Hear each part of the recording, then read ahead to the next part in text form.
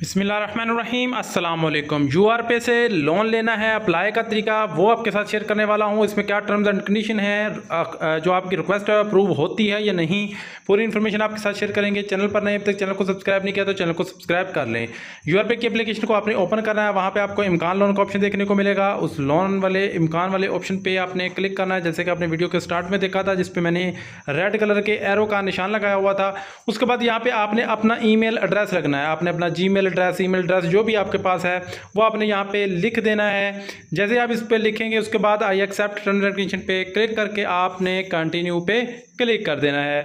तो जैसे ही आप कंटिन्यू पे क्लिक करेंगे, अब यहाँ पे आपको कुछ से आपसे डिटेल मांगे गया है कि आप शादीशुदा हैं या गैर शादीशुदा हैं, आपके घर में कितने अफराद हैं, कितने मेंबर हैं, वो सभी चीज़ें आपके साथ यहाँ पे मैं शेयर करूँगा। यहाँ पे आपने मैरिड लिखना है, अनमैरिड लिखना है, जो आप हैं वो आप लिख दें। उसके बाद आपके फैमिली में कितने मेंबर हैं, 1 हैं, 2 हैं, 3 हैं, 4 हैं, वो आपने लिख देना है। उसके बाद आपने टाइप ऑफ करंट हाउसिंग कि आप खुद के घर में हैं, कंपनी के घर में हैं, रेंट पे हैं। तो अगर आपको कंपनी ने दिया तो अपने कंपनी लिख दें, अदर लिख दें, या आप रेंट पे रह रहे हैं, अपना खुद से किराया दे रहे हैं तो खुद से किराए यहाँ पे रेंट पे लिख दें।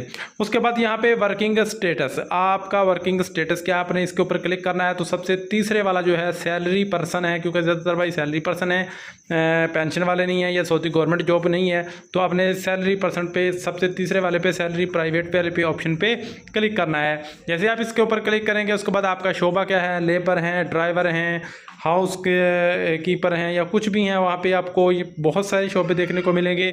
तो आपने यहाँ से सिलेक्ट कर लेना है। तो ये लेबर हैं, ड्राइवर हैं, जो भी आप सिलेक्ट कर लें।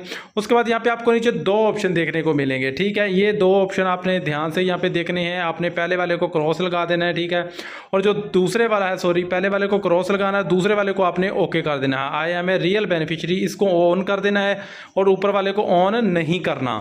ऊपर वाले को ऑन नहीं करना, नीचे वाले को ऑन करके आपने जो है वो सेव एंड नेक्स्ट पे क्लिक कर देना है, ठीक है।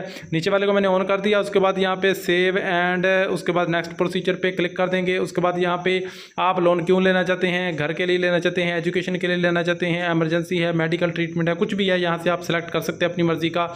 उसके बाद यहाँ पे पूरी डिटेल आपके साथ आ जाएगी, नेक्स्ट कर दें आपने।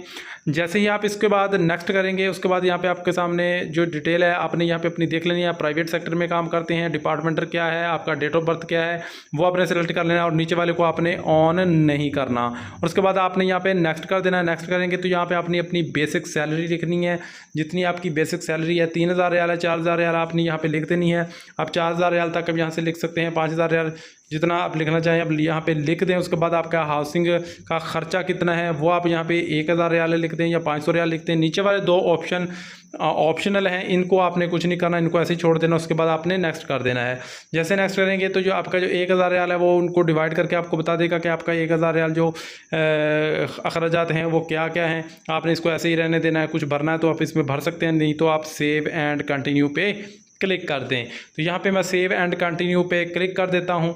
जैसे ही मैं सेव एंड कंटिन्यू पे क्लिक करूँगा उसके बाद यहाँ पे आप पूरी डिटेल अपनी चेक कर लें कि पर्सनल इंफॉर्मेशन ठीक लिखी है, कंपनी की और इनकम की। और उसके बाद यहाँ पे आपने I agree terms and condition पे क्लिक कर देना है और उसके बाद आपने कंटिन्यू पे क्लिक करना है।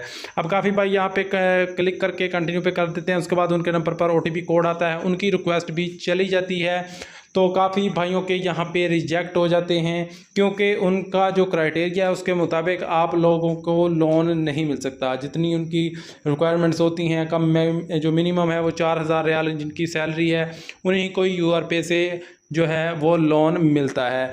इसका बेस्ट सोल्यूशन ये है कि अगर आपका कोई दोस्त सऊदी है, कफ़ील आपका अच्छा है, तो आप उसको कह के लोन ले सकते हैं और जो भी लोन की पेमेंट होगी ये बगैर सूद के होता है। तो यहाँ पे आप उस लोन की पेमेंट अपने कफ़ील को देते रहें और कफ़ील के यूआर पे से आप लोन अप्लाई कर सकते हैं। तो यूआर पे से लोन अप्लाई करना बिल्कुल आसान है। आप अपने कफ़ील के यूआर पे से लोन अप्लाई कर लें और उसके साथ आप जो है अपना कर लें कि आप उनको इंस्टॉलमेंट पे देते रहेंगे। तो उम्मीद है कि आज की वीडियो तमाम भाई को समझ आ गई होगी। मिलते हैं नेक्स्ट वीडियो में नई इन्फॉर्मेशन, नई अपडेट के साथ। तब तक के लिए इजाज़त दें। अल्लाह हाफ़िज़।